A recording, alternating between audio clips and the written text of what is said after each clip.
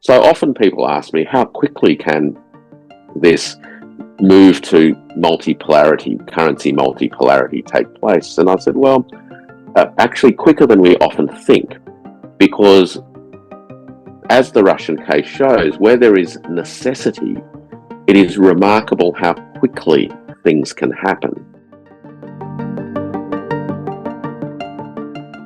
In recent years, de-dollarization has become a popular term. It is used to describe the initiative of the global majority to abandon the US dollar and to introduce a range of currencies for transaction settlements. The US dollar as the global reserve currency has been the backbone of the United States as a great power, and needless to say, without the strong dollar, its days of unquestionable hegemony are numbered. How quickly will de-dollarization happen? What are the main de-dollarization myths that we're being told?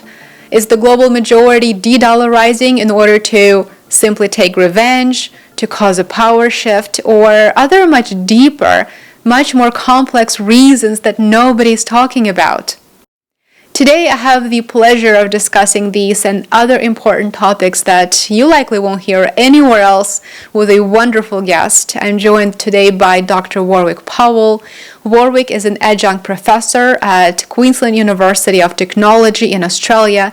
He's the go-to expert on digital technologies, on global political economy, geopolitics, and governance. Also, Warwick is a senior fellow at Taihe Institute in Beijing. Warwick runs a great Substack, by the way, one of my favorites, absolutely amazing content. I highly recommend that you give him a follow there. With that, let's dive into the conversation. Hello everyone, joining me now to discuss the latest de-dollarization trends and how they're affecting global economies is Warwick Powell. Warwick, it's so great to see you again. Thank you for joining me today. It's great to be back. Great to have you. One of the most popular topics these days is, of course, de-dollarization and the fact that it is driven by the countries of the global majority or the global South. In Western media, we frequently hear that, the usual suspects, China and Russia, are pushing the world to de-dollarize. And just like that, de-dollarization is presented in a quite aggressive and negative context, negative format. The reality is, however, vastly different. Financial alternatives are important for developing economies to support their growth and to support the development of their local economies.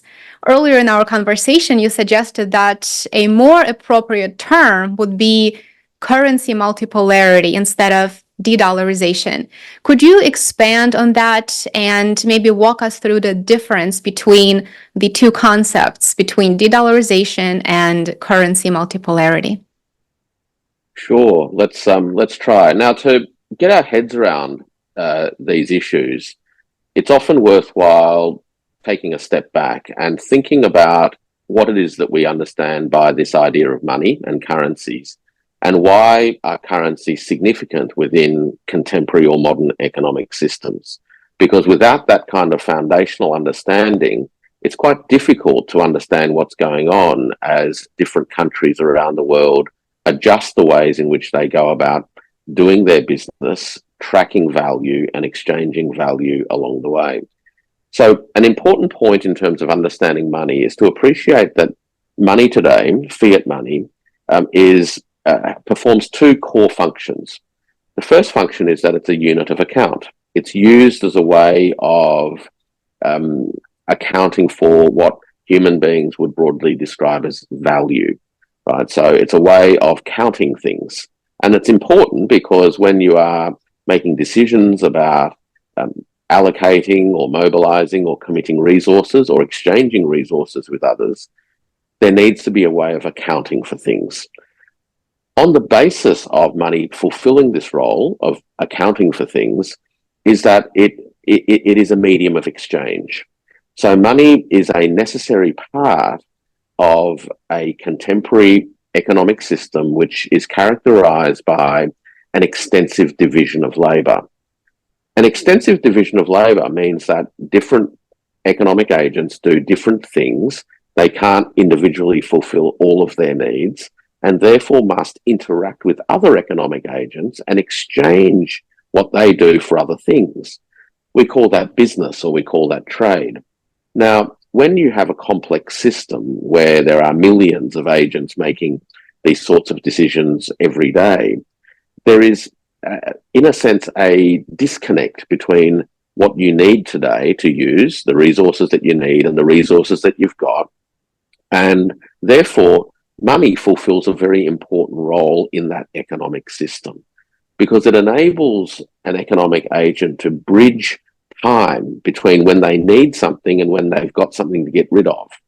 And money can fulfill that role, firstly, because it's a unit of account, but secondly, because as a medium of exchange, it has what I would call inherent exchange value. In other words, it can be exchanged for something else at any moment in time. Right? So this idea of exchange value as an intrinsic attribute of what we would call money is a really important conceptual thing to understand. Now, in an economic system, what an exchange value does is that it enables a holder of that exchange value to swap it for something that is either also has other exchange value properties, and I'll come to that later on, or for things that have use value. So I've introduced the idea of an exchange value and the idea of a use value. Something with a use value is something that an economic agent can use up.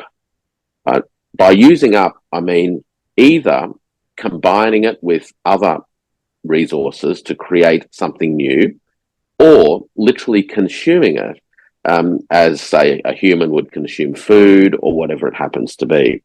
So a use value is something that humans find useful, that will be used up in the processes of economic value creation. Now, in a broad abstract sense, use values are forms of materials and energy within our economic system, because that's basically what we are. We are energy conversion machines, both as biological beings, but also in terms of the social economic systems that we've created. We take raw materials and we combine them with all sorts of energy, motion energy, heat energy, etc., and create new things that we then combine with other things to make things that are ultimately useful, right? And useful are either things that we must have for our existence and to be able to reproduce ourselves, or they're things that are nice to have. But either way, these are things that are useful. So money is something that has an exchange value because it can be used to swap for things that are useful. So in that context, in a global environment made up of nation states, different nation states use different units of account to enable their economic agents inside their jurisdiction to be able to account for things and engage in these processes of exchange and circulation. The tricky bit comes when an economic agent in one jurisdiction wants to exchange things with an economic agent in another jurisdiction. And they need to have a means of exchange that are acceptable by the other side. And this is where foreign exchange issues come in, but it's also where needing to hold foreign currencies come into place.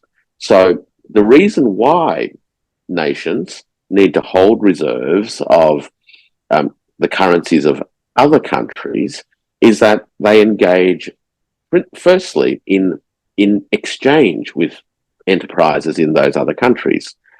The reserves are held so as to ensure that when settlements are required to settle the accounts of the enterprises in the importing country with the enterprises in the exporting country, that there's sufficient foreign currency to be able to do that.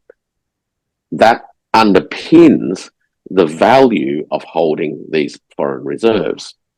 Now, for a long, long time, particularly in the last 100 years or so, the US dollar has grown its role within, firstly, this system of economic exchange globally, and became particularly significant in the years after the Second World War. In the years after the Second World War, the United States was by far the world's most significant economy, with over 50% of global GDP. It was also the world's most significant manufacturer of things.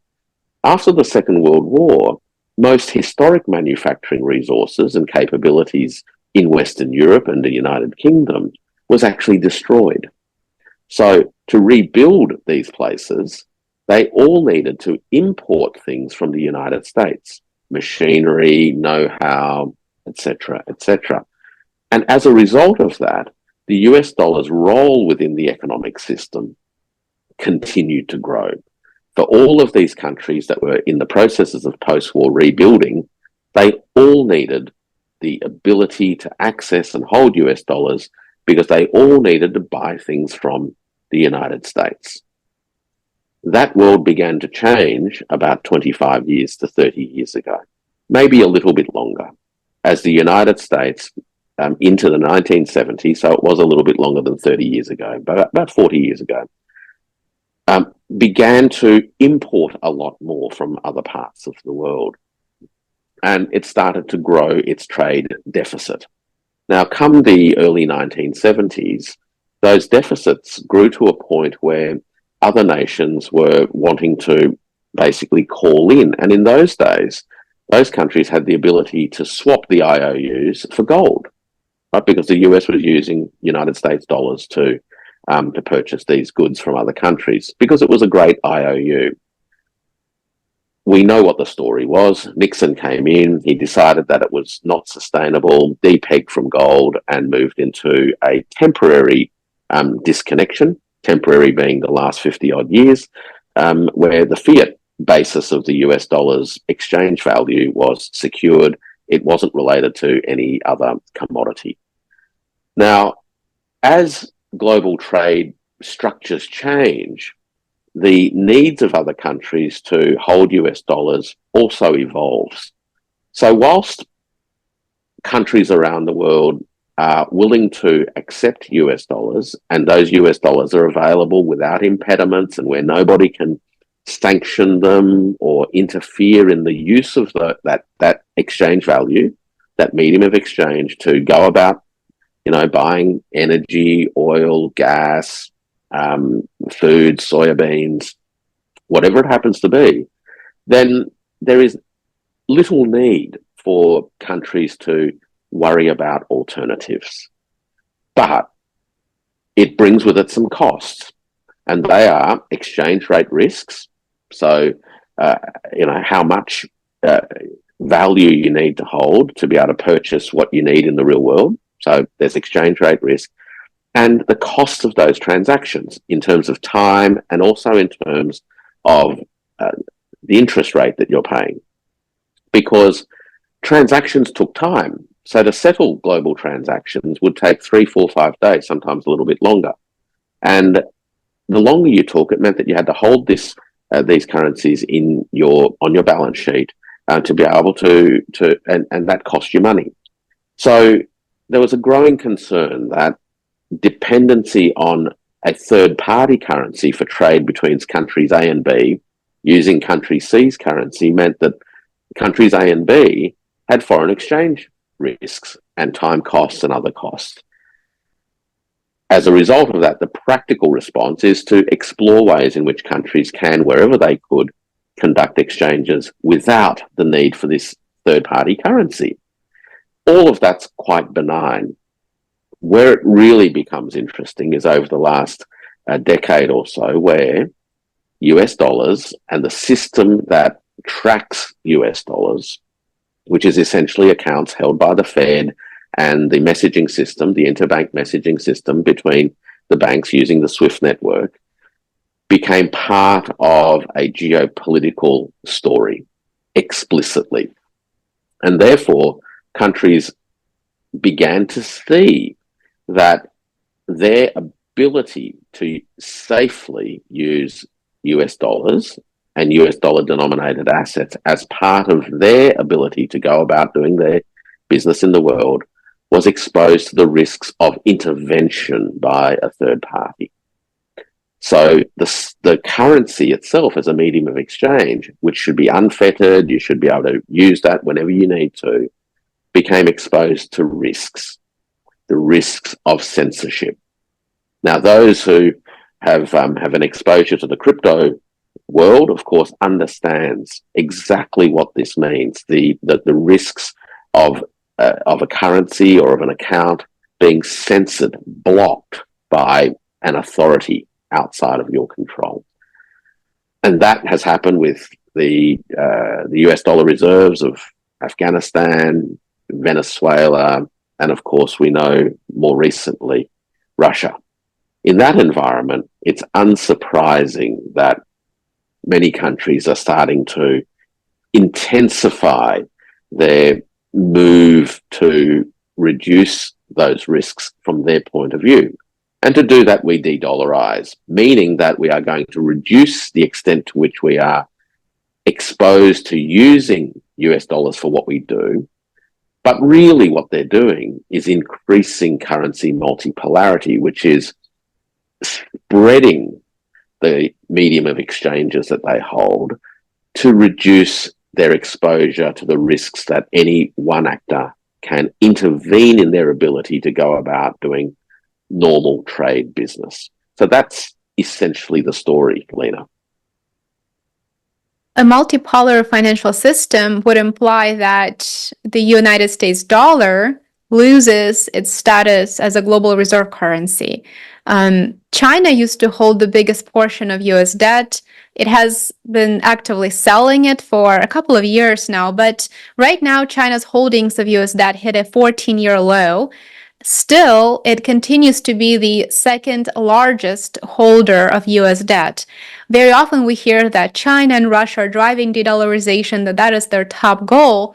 So does China actually want to de-dollarize, or is it pursuing currency multipolarity? A few years ago, a senior Chinese banking official was asked a question about the internationalization of the RMB and China's attitudes towards the US dollar. What currency would you prefer to use? And the answer was, we're happy to use any currency so long as it's safe. And I think that basic position has always underpinned the official Chinese attitudes towards US dollars and other mediums of exchanges, provided that it was safe, meaning that it was censorship resistant or censorship proof, that it was relatively stable so that you had confidence that you could exchange a given amount of currency for a given amount of whatever it is that you wanted in the future, then there was very little reason why you would need to disrupt that environment. You've also got to bear in mind that over the last 20 odd years, Chinese exporters to the United States have accumulated a substantial surplus of US dollars. So when those US dollars are accumulated, there is a need to do something with them. Right? So what do you do with them? You've accumulated trade surpluses denominated in US dollars. Well, you can hold them as cash, of course, as cash reserves. And you can also use those US dollars to purchase securities. Now, those securities could be government-issued securities, such as US bonds, or they could be securities listed on public exchanges, such as the stock exchange. Those dollars could also be used to purchase other assets in America, where the US dollar is the accepted means of payment. So purchasing land or investing in buildings or buying factories were all things that enterprises could participate in because they held US dollars. Now, when you are beginning to diversify your trading requirements, as China has actually done over the 20 odd years, the last 25 years, the ability to engage in trade exchanges without the US dollar also grows with it. So if you look at the national composition of trade between China and other parts of the world, what we see over the last quarter century is the progressive growth in the Asian world, as well as in the developing world, the global south, as a trading partner for Chinese enterprises. And today, the countries of ASEAN represent a bigger trading partner to China than the EU did. The EU for a long time was actually China's largest aggregated trading partner, and then followed by the US as a single trading partner. And as the contours, if you will, or as the composition of trade value flows change, then the need for a certain amount of dollar reserves also changes, because you're in a position now to participate in trade with other countries without having to be exposed to the sorts of risks I described earlier. And this is even before the issue of censorship or sanctions became particularly pronounced. The fact that you had costs, time delays, as well as exchange rate risk problems meant that wherever you could explore bilateral trade without the intervening third-party currency, you would. And that process, I guess, has been unfolding quite a lot. The case of Russia is slightly different, because Russia was forced, in effect, in the last 2 years to participate in its global transactions without having the US as a trading partner anymore, by and large. I mean, the US still does some trade with Russia, actually, uranium and other things. But Russia, in large part, has been forced to trade with others outside of the Western powers. And as it has been forced to do that, it also no longer actually has any objective need to participate in those trading exchanges using US dollars. So often people ask me, how quickly can this move to multipolarity, currency multipolarity, take place? And I said, well, actually quicker than we often think, because as the Russian case shows, where there is necessity, it is remarkable how quickly things can happen. Now, almost all of Russia's trade is denominated in anything other than US dollars now. Almost all of its trade with China is done so in either the RMB or in ruble.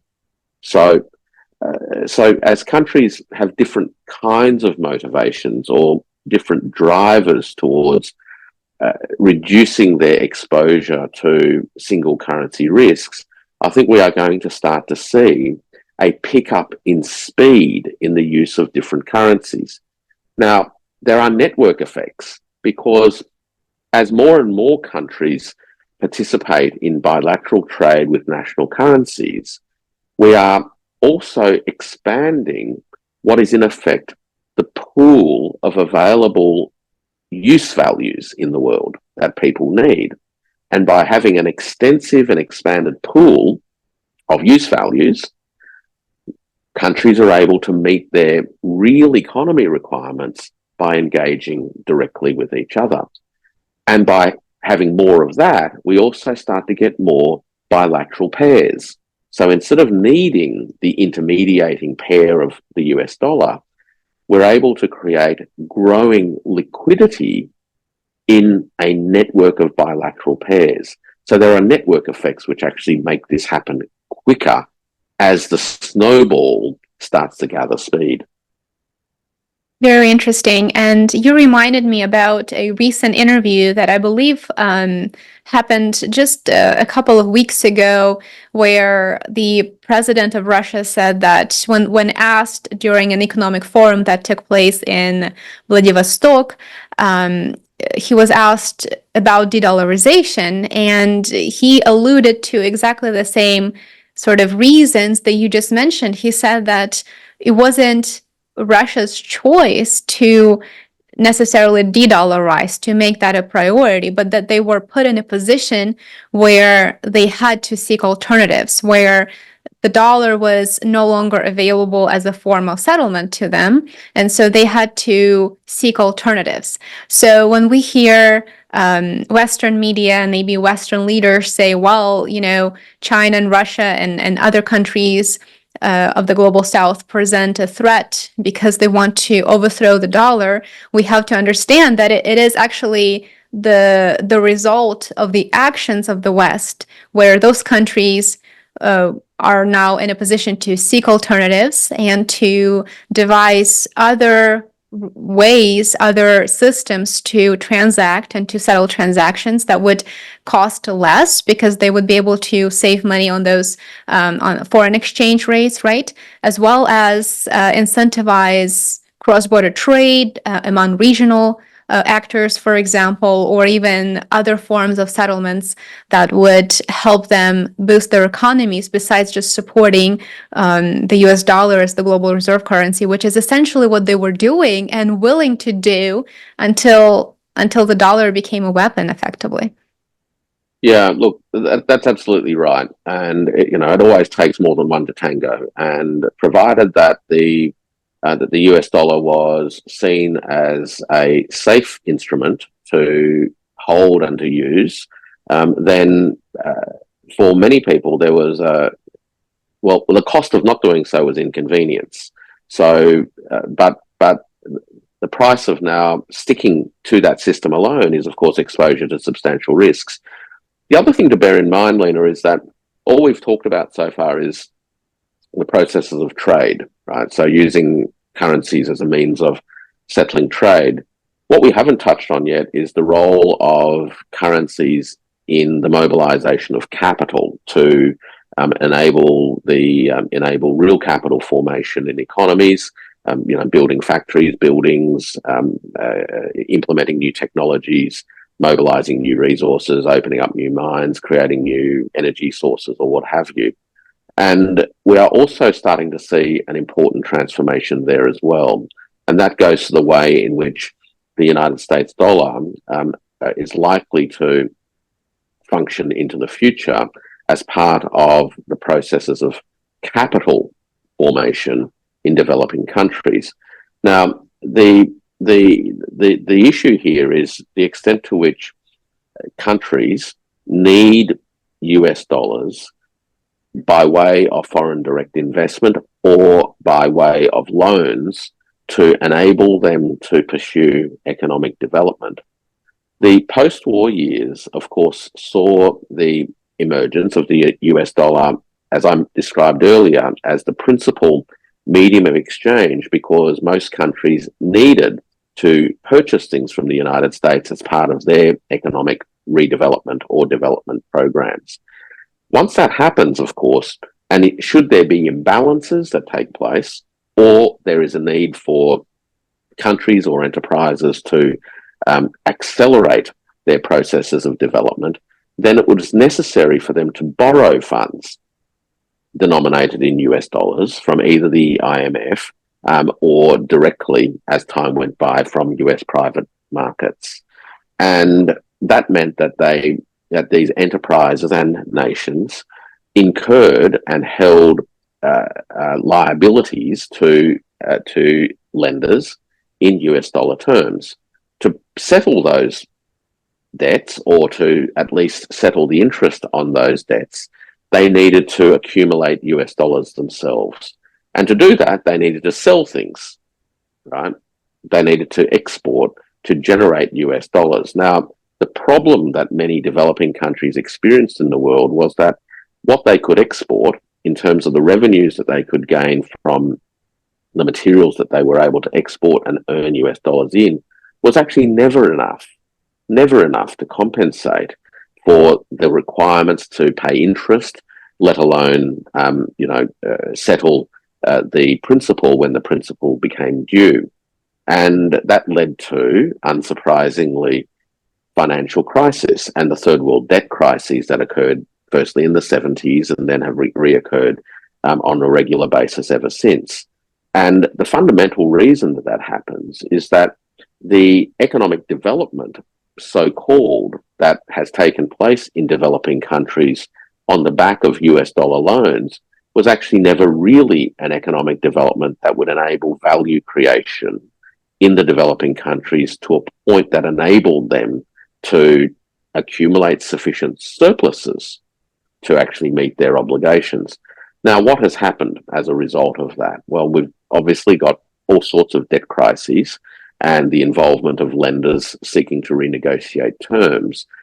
And in a worst case scenario, we've seen lending institutions such as the IMF enforce conditions on refinancing that requires borrower nations to implement radical reforms that would enable those countries to satisfy the their liability obligations, usually through the selling down of national assets.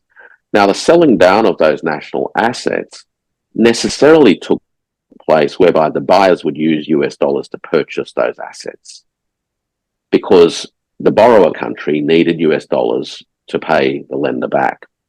So what happened as a result of US dollar denominated loans, particularly through the IMF, was in many countries, they over time had to dilute national holdings of national assets, sell them to private investors, and they lost control over those assets from a national economic development point of view. So that's part of the capital cycle question as well.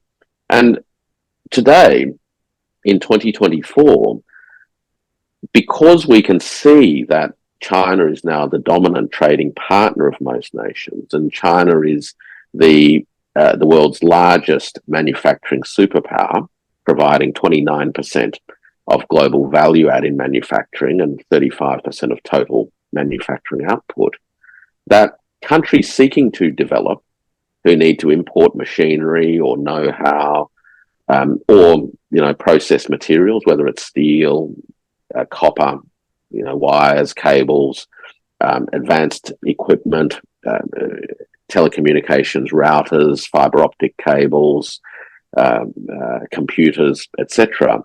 They no longer need US dollar denominated loans or US dollar denominated investments from external parties to secure these materials for economic development.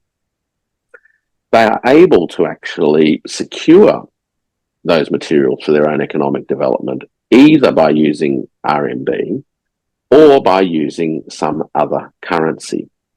So the capital account side of the global system of national accounts is also going to experience change over the next 20 odd years. But what drives that is the fact that no longer is the USA in a position to meet all of the use value needs of the world. And once that position disappears, the foundational underpinnings of US dollar utility as an exchange value also diminishes. Last time when we spoke, we focused on Project mBridge. And at that time, I believe this was maybe a month or two ago, Saudi Arabia joined the testing phase. mBridge does not support the dollar, so it seems that it will become a catalyst for global currency multipolarity.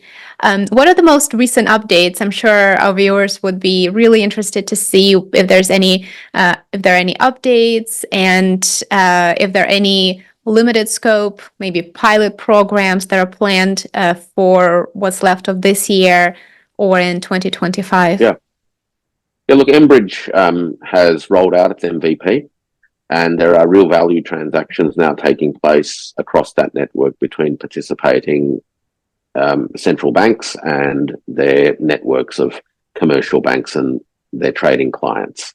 So as an architecture, it is now out there in the wild, so to speak. No doubt the team at the innovation lab at the Bank of International Settlements and the participating central banks are now focused on some future iterations which will introduce additional features, potentially to enhance the utility of the platform for existing users, and also, I think, begin to explore ways in which this foundational infrastructure can be utilized by other nations. So The mBridge project has that core group of participating central banks, as you and your viewers know, and also a network of observer banks. And I would expect that over the next 12 months or so, there will be more observer banks coming on board as platform users.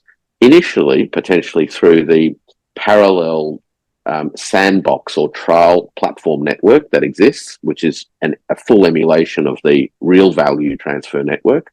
And then as they become comfortable in operating in that environment, migrate into the full implementation environment. So I think the mBridge project is quite exciting in that regard. The other interesting thing that the Bank of International Settlements has embarked on in the last few months is that they've launched a project focused on more granular and in-depth understanding of supply chains through a project called From Memory Project Insight, which was launched at the end of July. Now, what they're trying to do there is understand the relationship between what's going on at a supply chain level, which is the world of real exchange and value creation and exchange, and how that impacts monetary policy and exchange rate issues. So they're starting to, I think, piece the elements together of an economic ecosystem which has settlements, money settlements as a critical layer, that is now going to explore its interactions with the world of real economy data. So I think that there's some interesting stuff and some very exciting stuff. The obvious next question that is always asked is mBridge going to enable Brics to do what many are hoping or anticipating that Brics will do? And I think we can say two things on that. Firstly is that we know that the Brics working group, Financial Matters Working Group, has been working quite hard this year since the last meeting in South Africa to address the decision made last year, which is that a national currency-based payments system for Brics nation needs to be developed. And as part of that, the project team has been exploring a series of core functionality buckets, if you will, or pods of activity. And one of those goes to this issue of the technology platform that would enable the ledgers of the participating banks to be adjusted, and to be adjusted in a dependable way where there is integrity all around, and where no single actor can intervene in the updating of the ledgers of the bilateral participating parties. The other interesting thing is that it looks like that there is some serious thought being given to the idea of what I would call a Brics numeraire. I don't call it a Brics currency per se, because for many people, this idea of a Brics currency gets people very excited because it's often seen as an alternative to the United States dollar. But this idea of a Brics numeraire is literally a means by which the various national currencies that are obviously part of the participating nations of Brics can have a consistent reference point to enable the settlement of bilateral exchanges without extensive foreign exchange risk. And this numeraire, the common reference point, is likely to be, or the exploration work being done now, is likely to be anchored by the exchange, the relative exchange value of a basket of real world resources, from gold through to food resources and other minerals. So what we're starting to see is also the emergence of a very different way of dealing with foreign exchange and price discovery, which is going to have an implication for the US dollar system going forward. And I'll come back to that later. So that's the first thing I think we can say about what's happening at Brics. The second thing we can say is that mBridge itself is not going to be the Brics architecture. And that's because mBridge has been created by the Bank of International Settlements with participating banks for all banks, whoever wants to participate. So it hasn't been designed specifically for a particular network of nations. And as a result of that, it seeks to, I think, offer a geopolitically neutral infrastructure. The third thing, I think I threatened to talk about two things, but I think that there is a third thing. And the third thing is, nonetheless, that the design work and the experience of building and operating mBridge, both at a technology level and at a non-technology governance level, no doubt delivers to participating institutions an incredible amount of learnings that will inevitably filter through into the design of the Brics exchange architecture. So plenty happening, I think, with mBridge. The United States is unlikely to participate in mBridge because it's not likely in the short term to want to endorse a technology platform that enables non-US dollar transactions to take place. So that's what's going to happen there. The shift towards this idea of a numeraire that will enable participating national currencies to be, in effect, administratively pegged to it, but adjusted from time to time through mutual agreement, also changes the nature of price discovery in this foreign exchange world. And it will affect the extent to which there will be a need for extensive foreign exchange markets, right?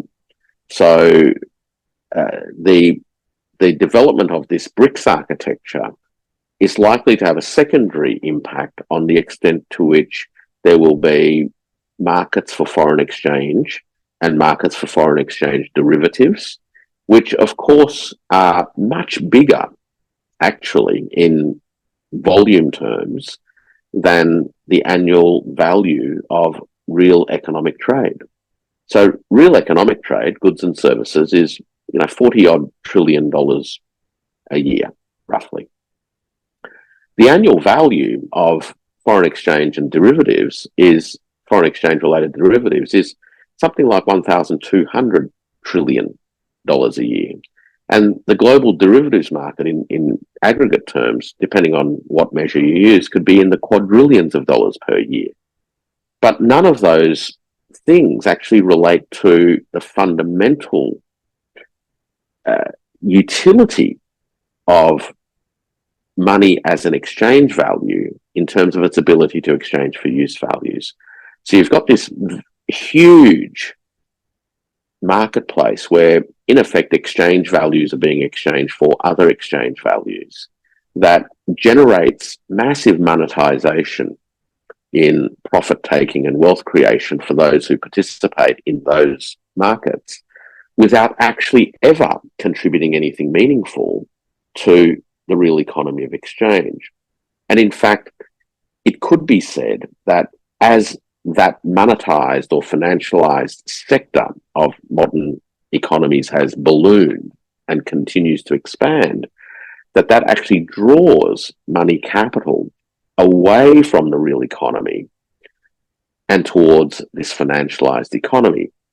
And so the ongoing hollowing out of the real economy in the Western transatlantic economies is a corollary of the growth of the financialized sector. So the bigger and deeper financialized markets and instruments have become, markets for those instruments have become, the less money capital in the overall system is being committed to the real world of capital formation.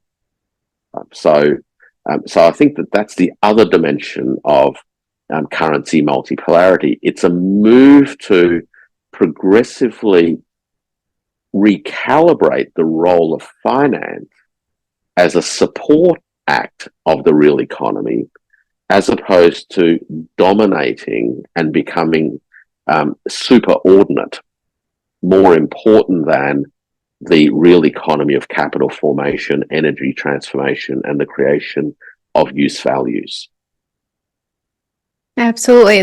This is a fascinating subject that I think deserves a video or a series of videos on its own, because it's very technical, and I think many people would love to learn more about sort of the background and how it functions versus how multipolar world sees it in the future, right? You mentioned briefly geopolitics, and if we could just touch upon that subject very briefly, I think that would be really interesting. If we look at the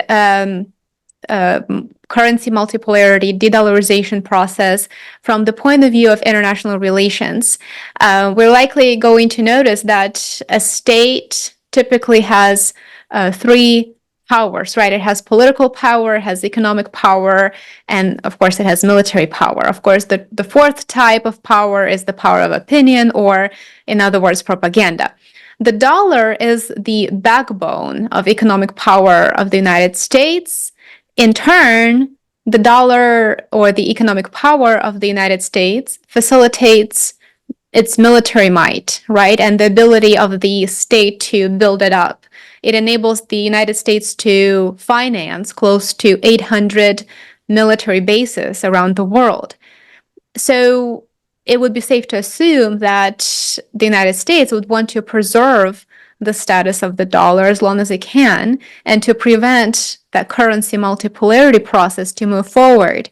So how may the United States attempt to do just that, to preserve the role of the dollar that effectively supports its status as a hegemony?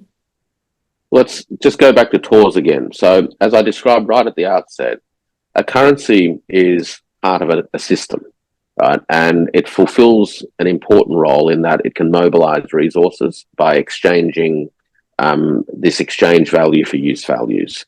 The interesting thing about, and an important thing to remember about fiat currencies, is that fiat currencies are created essentially through balance sheet adjustments made at the central bank and with the Treasury.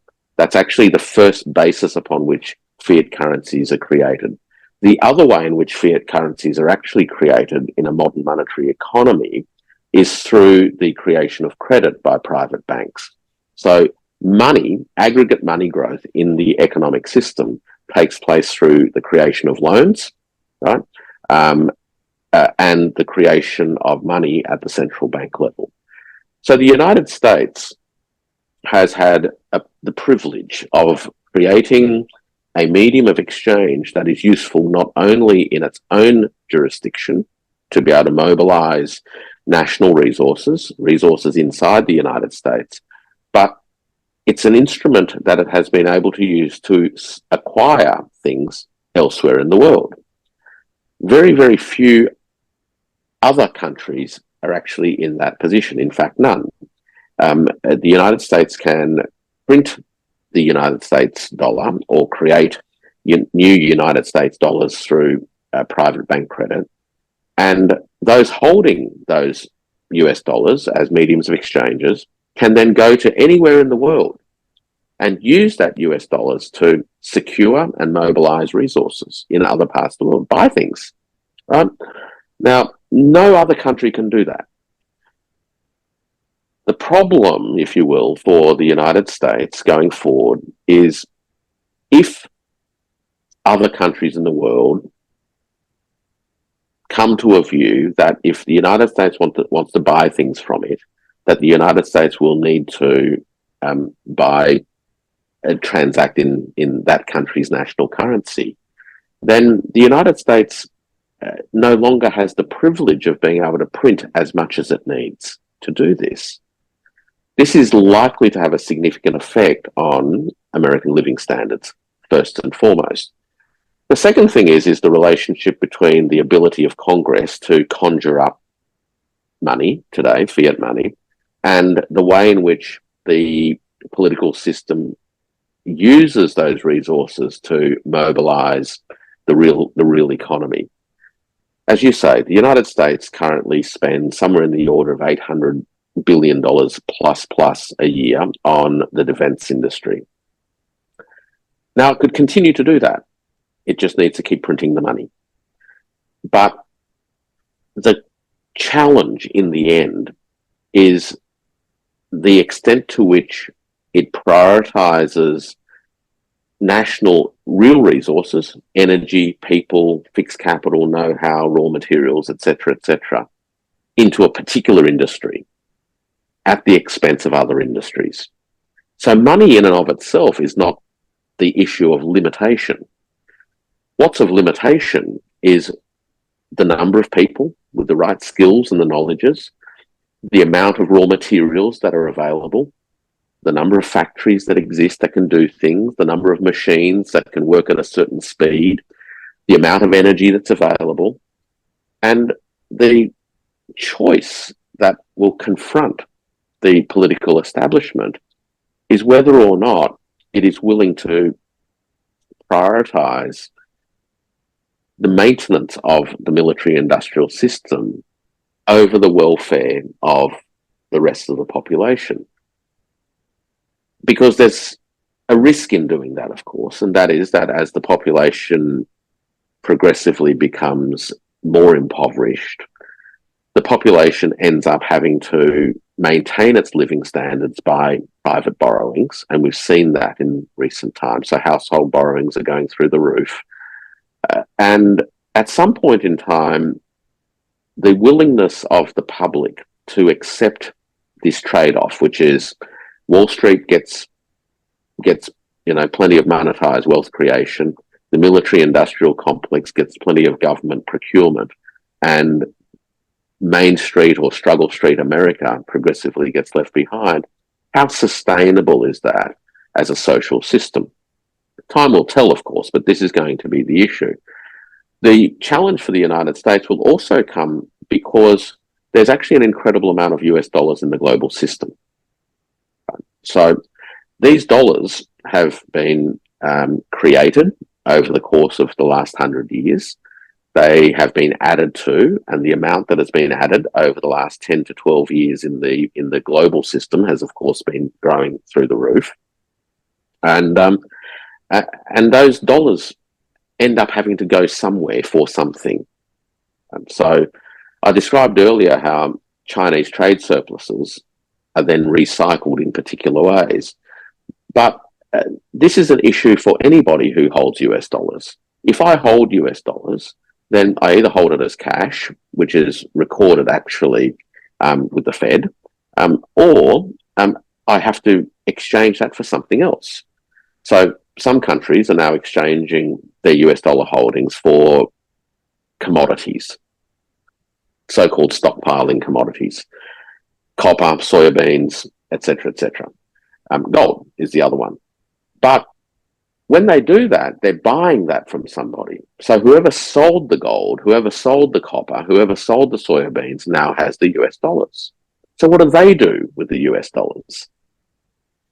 Now, US dollars can only be removed from the system in two ways. And both of those are things that the American government can do. And it's the only way. One is for the dollars in the system to be taxed out of the system, for the government to tax and take dollars out of the system. The second way for dollars to be taken out of the system is for governments to issue securities, selling bonds.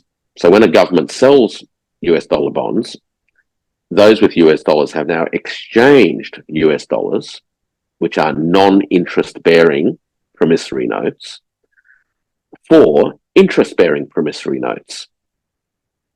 So I now hold the bonds, and in exchange for that, I'm paid an interest. So there is still US dollars coming into the system. The seller of the bonds has now received the US dollars. And those US dollars can then be, in effect, taken out of the system. Now, you've got to take a hell of a lot of US dollars out of the system if the world needs fewer US dollars as reserves to support the management of reserve risks to settle cross-border trade. If we're doing a lot more trade in non-US dollar terms, then I actually just need less US dollars as reserves. Simple as that. So as I get rid of these US dollars and they appear somewhere else in the network of global balance sheets, those agents are going to need to get rid of those US dollars in some way or another. And they'll either do that by buying things from the United States, or they'll do that by investing, or they'll buy stocks on the stock exchange, or buy property, etc., which can contribute to asset value inflation in the US, right? But it doesn't take the money out of the system. The US government can take the money out of the system. Is it willing to do that? Is it able to do that? And as more US dollars end up heading back to the one place on earth where US dollars are without question useful, which is the United States of America, there is a hell of a lot of US dollars in the global system to find their way back home. And over time, a larger proportion of the total stock of dollars in the world system will need to find their way back home because other people don't need it. What happens to the United States when that happens? That's the big question. Now, that's a 10 to 20-year question because that's your structural issue, right? So currency multipolarity also sees, on the flip side of things, the progressive return of US dollars back into US-based balance sheets. And they've got to do something with those US dollars. They have to figure out something or face very serious consequences. Well, the big consequence is inflation. Yeah. Right? So the inflation is either going to manifest itself, as we've already seen, through quantitative easing and other things, which has injected large amounts of money into very specific networks in the US economy. It's generated asset inflation, whether it's in the stock market or in the property market. That's typically what's happened. We've had obviously energy shocks, which has been the other cause of inflation that has flowed through companies passing on those costs to others. So that's happened. I mean, real wages actually haven't grown at all in the United States. Real wages haven't grown at all. So the inflation has been driven by energy cost growth and the fact that those costs have been passed on to buyers and by asset value growth. The last thing, of course, ironically, is that interest rate increases in the United States, in the name of containing inflation, have actually contributed to the costs of borrowing, which has led to inflationary pressures of their own. So these are the dilemmas. The thing is that the global stock of US dollars, the total amount of US dollars in the global system, grew not just to address issues in the United States, but have been absorbed in the global system, fed back in the United States through the stock exchange and property in particular, and also in bonds, because as I said, it's a yield earning promissory note as opposed to dollars, which isn't. And but now, as they've got to head back home, there's a hell of a lot of them that the United States real economy needs to figure out how it absorbs, or it's got to be taken out of the system. It's got to be taken out of the system. And we're seeing that where a growing proportion of bonds is being bought now, not by international investors, but by the domestic investor class. Now, that's a massive transfer of wealth domestically as well, because what that means is that the interest that is being paid is increasingly being paid to a domestic class of, high net worth institutions and individuals. So it's a big transfer of wealth, because you've got to remember that the payment of that interest is paid by the printing of more money. Right? The United States government pays the interest by keystrokes. It pays it by keystrokes, and it's a net transfer of wealth. So that's that. We've also got a transfer of wealth into the property sector. Now, that's facing problems because of a decline in demand, particularly in commercial real estate.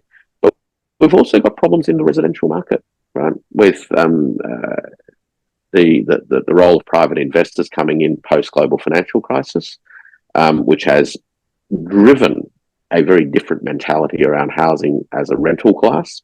So rents are going up. These are some challenges that I think are going to be very difficult for the United States. The government needs to get the money out of the system, basically.